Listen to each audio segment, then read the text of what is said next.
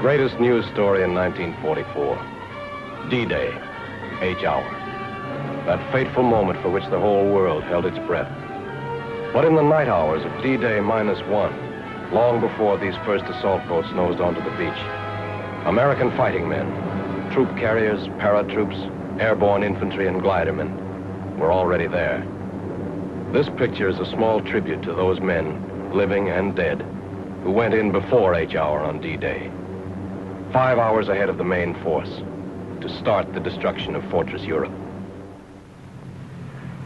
Their story begins in a village in England. Not the kind of village that you ever saw or read about, but a strange, unsightly place, one that had sprung up almost overnight and was known to its citizens as Shantytown. Its buildings were fashioned entirely from heavy boxes and shipping crates used in transporting thousands of gliders from the United States. It was a growing community. Every time a glider moved out of its crate, there were impatient tenants waiting to move in and set up housekeeping. Or perhaps a business establishment. And everyone in town was there for one purpose, for the day when they would join forces with the British to make the big jump. The jump that would carry them not only across the English Channel,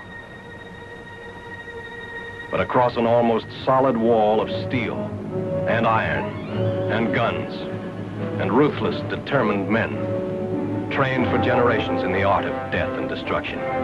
But impregnable as these defenses appeared, we had a plan to surmount them. The wall of fortifications stretched along the entire coast of Europe. Part of the plan called for our air forces to carry an army of paratroops and airborne infantry over this wall. The chiefs of staff wanted them dropped deep in German-held territory to establish defense areas and block the movement of the enemy reserves. Then they decided. The invasion spearhead was to strike in Normandy. Immediately, troops began to be dispatched to special takeoff points all over England, where they would stand by until the final word was given. Heroes in the making rode the highways of England that day. Busloads of them. As to how they felt riding into their first real battle, well, we'll let one of them tell you. It was just another ride at first, taking us somewheres for another training hop, maybe. After 18 months of training, you get so you don't expect anything else. At least that's the way we paratroops figured, and I guess the glider guys felt pretty much the same. But we found out different. They took us to a sealed airport where nobody was allowed in and none of us allowed out. This didn't bother the hot-lick swingsters. We kept in shape with regular exercises and then maybe a game or two.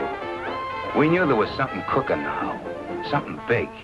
And we spent any spare time we could find in reading letters from home or maybe writing one to the folks and that special girl.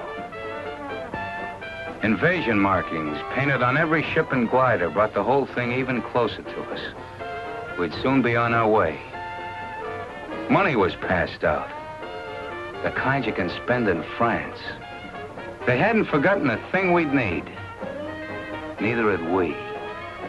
But when these were taken care of, not many of us forgot that for our kind of guys, knives and guns aren't enough.